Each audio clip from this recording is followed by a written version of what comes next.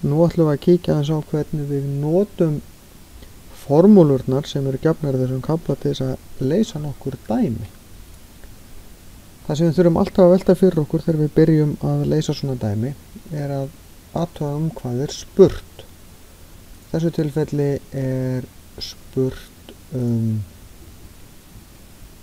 ferð og þá þarf ég að vita hvernig er ferð reiknuð.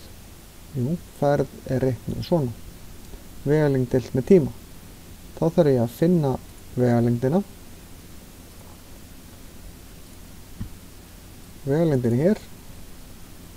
Þá ger ég 120 kilometrar deilt með, ég ætla að deila með tímanum. Það eru 2 klukkutímar. Þetta er ekki flókin reikningur, 120 deilt með 2 er 60. Þá kem ég einingunni. Hún er í raun og veru bara eins og hún stendur nákvæmlega hér, kilometrar á. Ég hefði alveg mátt hafa beint strik hérna.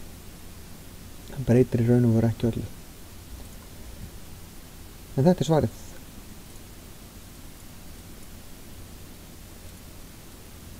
Hver er hraði bíls? Er einhver formúla í kaflanum hraða? Nei, það er því við notum áfram sömu formúlu.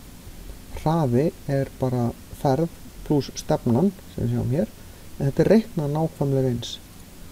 Þannig að við gerum 810 metrar deilt með 90 sekúndum.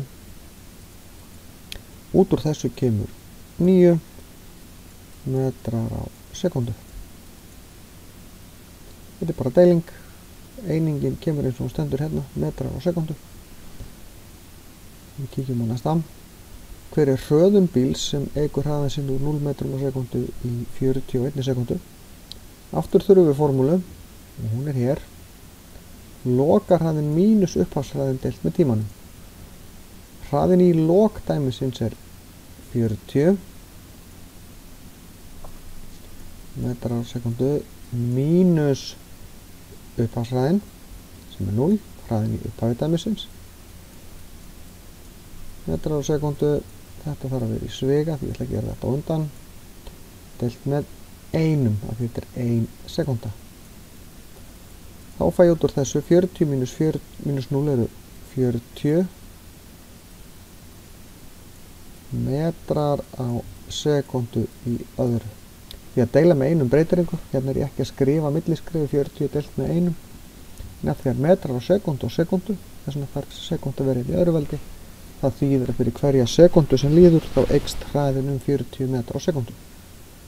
Þannig að sekundu er 2 svar.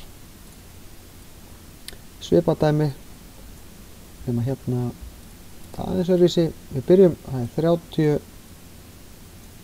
mínus 70 og nú er ég að sleppa einingunum. Út úr þessu kemur mínus 40 metrar á sekundu í öðru.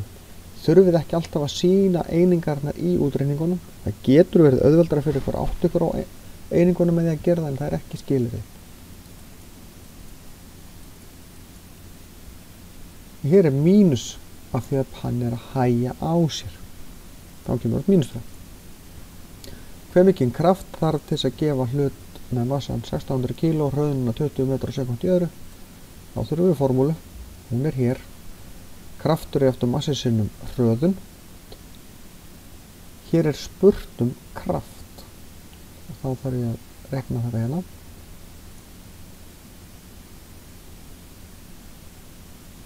Massin er 1600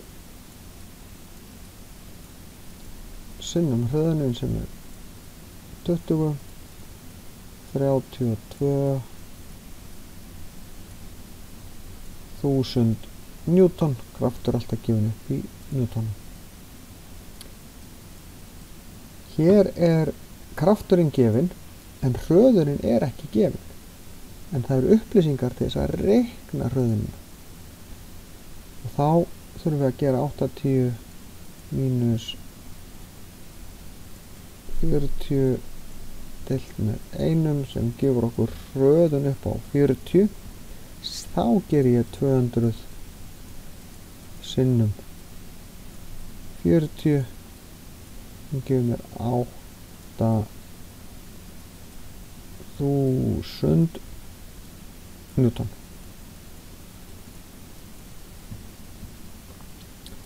Og þá það 2 síðustu dæmin.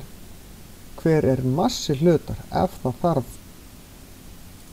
600 Newton kraft til að gefa hlutum hröðun með 60 metrar á sekúndu í öðru. Hér er spurt massan. Hann er inni í jöfnunni. Þá þarf ég að umskrifa jöfnuna. Þessi jafna svona. K er jáft og M sinnum H. Kraftur eftir massinu hröðun. Ef ég ætla að færa H-ið í burtu þá þarf ég að deila með H-inu hérna muniði. Þetta er bara jöfnureikningur. Og fyrst ég deildi hérna með þá verði ég að deila hérna með líka. M er jáft og K deilt með H. Þá ger ég kraftinn sem er 600 deilt með hröðuninni sem er 60. Ég fá út 10 kíló. Síðasta dæmið, þetta er í raun nákvæmlega eins dæmi nema hérna þarf að reikna hröðunina fyrst og þá gerum við 80 mínus 30. Þið munið lokahraðin mínus upphafshraði, lokahraðin mínus upphafshraðin deilt með tímanum, passa aðtöga hver tímin er, hann er ekkert alltaf 1. Hérna er hann 2. Við fáum 50, við fáum 25 út úr þessu